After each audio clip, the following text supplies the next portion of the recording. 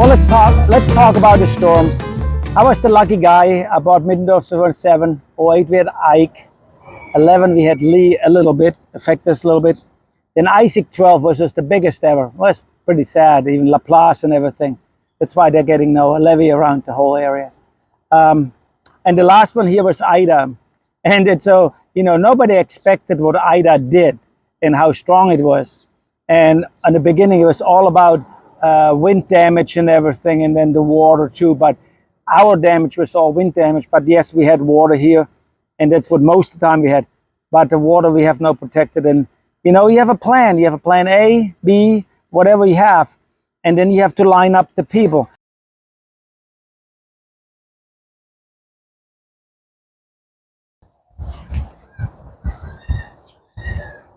When it rains hard here, it doesn't flood Middendorf. That's the sea level. You can't flood the sea. Actually, it's the wind when it comes from the east, like right now, and the water comes to the Gulf of Mexico into Lake Pontchartrain over here. Now, when a hurricane comes out of Florida and it's counterclockwise, it pumps the water into Lake Pontchartrain, then 2 hour pass, and the pass Manchac is only a quarter mile long. But when it's pumps there for 2 days, the water goes real high. It's out there's our marker, and we're watching it real close. And then at a certain time, when it's hit certain spots, we're closing our first floodgate. So we have it in 3 steps what we're doing. But also in 2008, after Ike, one of my first protection was building this break wall here to break the waves. Since when a storm goes east of us, like Katrina, a storm east of Manchac doesn't hurt us as bad. It's the problem who come from Florida and then going west and then go north. Since as soon the wind shifts from east to southwest, it's pushed this lake over here. And we saw it in Ida, where the water came in from the east, and then we had it on camera here. And the water was not even on the deck where I stand here. And then it was stopped, the wind, for like 10 minutes. And it came from the south, and in like 20 minutes, we had 5 more feet of water here. That's the south wind. But if it comes here from the southwest, that's when these waves break in here. And that's why we built this wall to protect our outside deck, but also protects actually the railroad over there, but it's nice for them. But so this wall breaks the wave. It doesn't this way the big waves don't destroy anything. But even this, we constantly have to walk out here, the environment here, on the other side where we constantly have to replace boards and everything. But this wall, I forgot how many pilings we put out there, 80 of them deep down there to break the waves to protect us here. But let's show you other ideas or other things we did over the last couple of years. And I feel very good where we are right now. First, over the 10, 15 years I had now Middendorf, we raised everything to a certain level. And from the highest water, we have 2 feet space. So I feel very comfortable where we are right now. Since if we get 2 more feet, then there's more to do than just Middendorf's. Let's come and I'll show you.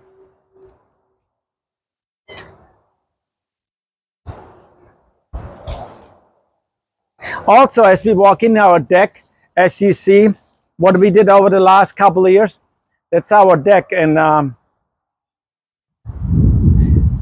you see, here's our bar where the people on the counter, people can, but to be honest, that's our flood wall. It's solid concrete and center blocks behind it. And you see it out here, we raised it and we made it a little bit more fun for the kids. So it looks like a castle.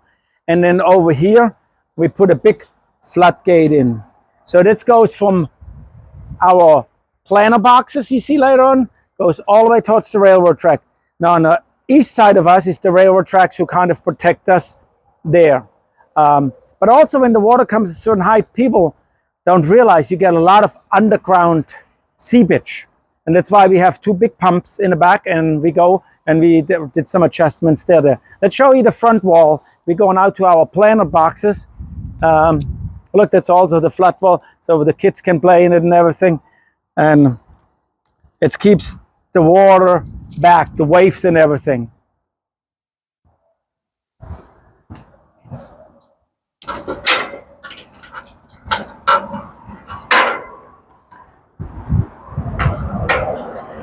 Between 55, between I-55 and 51, let's walk over there. You think it's just shrubbery grown over there, but actually we put also a break wall there. And so anytime there's somebody tearing down a house somewhere in Ponchatoula and we're able to get some concrete or just so over there where our RVs park and everything, we put this wall up here and it breaks the wave. It doesn't stop the water, but the wave. So out there, it hits it real hard. So none of the debris comes in here. And so you see it over there, we're piling up. And every few years, we always have to add a little bit up since, you know, we're in a marsh. It's sinking, the weight's sinking it down. So we built this to protect Manchac, Middendorfs and everything. There will be water behind it, but it's low and clean and all the debris and the big waves staying over there. Then when the water comes here, we have our planters. And on this side, we went like 3 feet down with pilings. And then on the other side, we also have pilings. And we put a concrete wall. And then we put soil between it and plant some trees and shrubbery. And as you look around, you know, some people think the first time I did this, thought I went a little bit crazy, trimming my trees. But the reason why I trim my trees not only look pretty, but also to make them smaller, the canopy, the sail. You know, every tree I planted in Slidell or Manchac, in any of the storm, I never lost one of them. Since I basically reduced the sail, they're still growing and they're keeping all the soil in the planter and protected and everything, keeping it all together. So it's a very natural levee.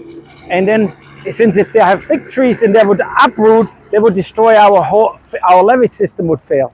So this keeps them all there. And then over here, as you see, this is the area, it's open, it's vulnerable. That's where our floodgate goes. We put posts in here, like you see, to protect the floodgate in case somebody drives down here. And then you see the screws, we take them out, we blow every hole out, and we pop up our floodgate here.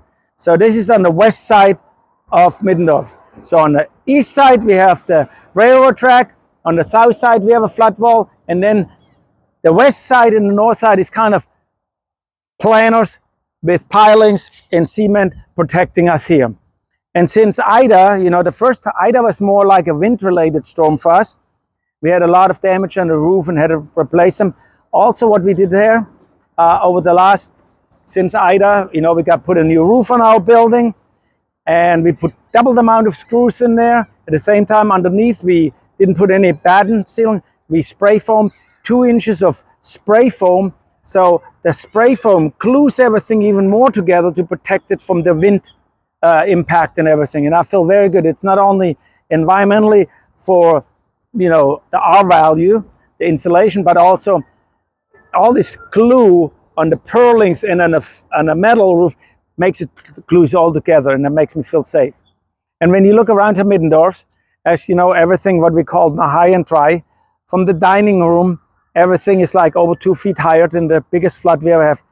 Our little entrance and the downstairs is all easy to deal with and everything. So I feel very good what we created here for going forward, to protect it from the environment and protect it for the people who come as customers or work here. And at the end of the day, I want to be able to sleep good at night. And that's why we're doing it. We're constantly working on it. And I don't want to scream or point fingers at anybody. If anybody should be fault, it's my fault, and I don't want it to happen. So we protect. Let's walk down, see the other areas of the flood wall, and then we go to the pumps. And look, our trees. So many people make fun. Looks like little Christmas trees. And if I have to, I prune them again. But normally I do it like once a year. You know, and it makes them also strong. And it doesn't kill them. They grow back. It doesn't do anything to them. There's no season. And if the root system is now so big in there, it keeps everything together. And then in the north, when we look at the north where the tractor is, we put another wall up there. So that's north, that's west, east, and we close these floodgates up there too, since we just low everywhere and water would come in here. So first we closed the floodgates by the deck where the people walk out. And then when it goes another 6 inch, then we close the west-facing floodgates. And the last one, before we leave, we close this big floodgate up here. And then we turn on the pumps are always on there on the float. Let's go back and see the pumps. And for Middendorf, when we go in the hurricane season, we have 1,000 gallons of diesel here and 1,000 gallons of propane for the pumps and the generators.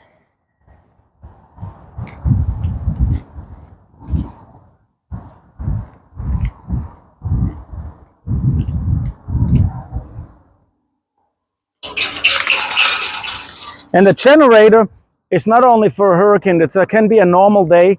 Since we're not on a grid per se, we have one power line coming from Ponchatoula down here.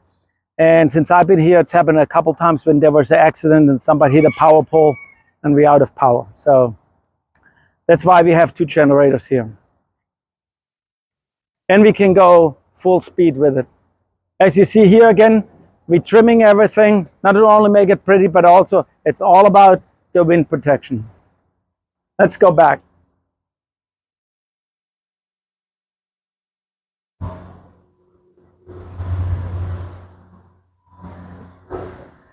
Oh, let's, I hear it. So in a minute, we test running our generator right now.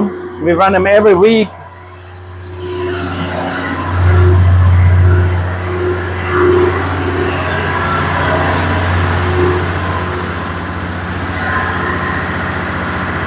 Go from up there. So that's one of our generator. We have 2 of them. And I tell one thing, when the lights go out and they come on, it's the sexiest sound in the world. Let's go to our pump. Christy, you have to step over this. So here we have collecting all the rainwater, goes in the parking lot, or whatever comes in, goes in this hole, and then we pump it with a low lift station with this little 4-cylinder Ford motor and pump it out there, and it's natural runs out there. Anytime it runs, we have to pump it out. We also have a small pump, but also people don't realize as the water goes high or rises, you have some natural seepage coming to the ground. That's just very normal out here. So that's when they come in, you know, there's different elevation. I mean, and then if we ever get water into our parking lot, like an Ike or when we Isaac, it roughly takes us, you know, 4 or 5 days to pump it all out. But the nice thing is you can control it. So as you clean up, you know, we have big fire hoses, we spray the parking lot out. And then if we leave for the evening, we turn everything off, leave the water level, and the next morning we come back. Plus we have a lot of water down here. We have a natural well over there we use for the cleanup. So when you have clean water, you have electrical power with our generators. So the inside the building, it's cool and conditioned. And then you have all this equipment to hose out. It makes it a lot easier. If, you know, like Isaac we had, it took 5 days to get the water out, so nobody can come anyway. So till then we have it all cleaned up. It takes us always like a week to clean up and do it all. So over here, we have our propane. Everything is anchored down. And it's heating our water, but also our pump. We have a 2-inch pump who constantly runs from seepage. And then this one comes on if the water level goes a certain height. And it has a 10-inch pipe. It pushes it up there. And then when natural flow goes out to the lake and everything. Let's walk out there so you see where it goes. Look, here's the inside of our flood wall. You know, has the footings and everything to protect us. That's our deck outside from coming in, and there's the railroad track, and that's our pipe going out there. So when you look, turn around and you see, so we built our little water pipeline to pumping it out. It's crazy what a little restaurant, people when they come out to Middendorf or Manchac, the swamp, go eat at Middendorf, they don't realize what we have to do and doing to survive out here, you know. But at least we're doing it.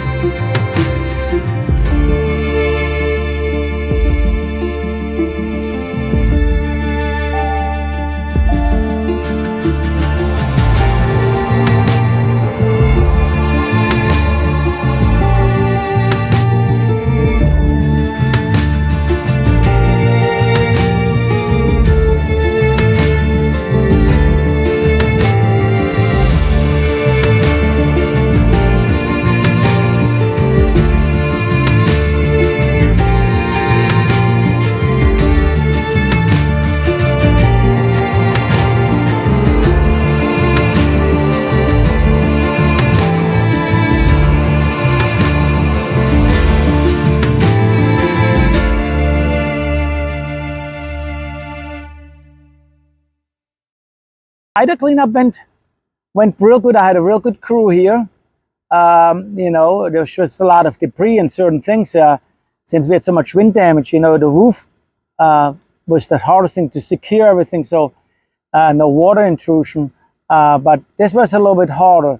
You know, get rid of, secure everything, and then at the same time try to open and mitigate the losses, and so you can open up.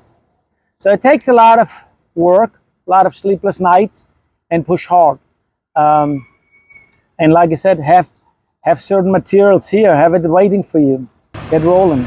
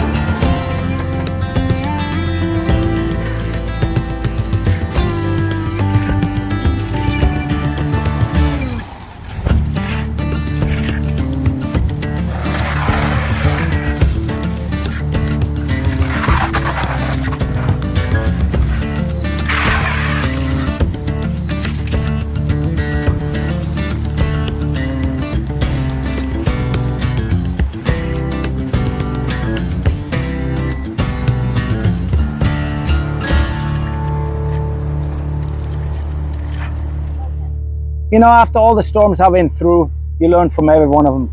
But mainly, it's mainly the wind we're watching. I watch the wind like a religion to predict what's going to happen. But like I said, if a storm stays to the east of us, it's relief for us. We can deal with it. But if it goes west and then north, that will be brutal. So we get everything ready. And you know, from plan A, B, from how we shut it down and when to close down and what to close off.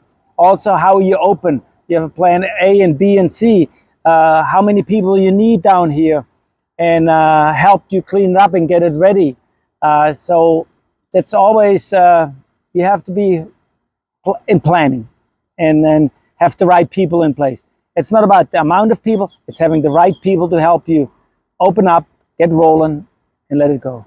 Since if you have a business, you can't be shut down this often. First, you would lose employees, you would lose customers. And I think as a business owner, you have to be a leader to show the people how you survive and push forward. So let's hope we have another good year where we have no hurricanes. For all the people of Louisiana, it would be a blessing.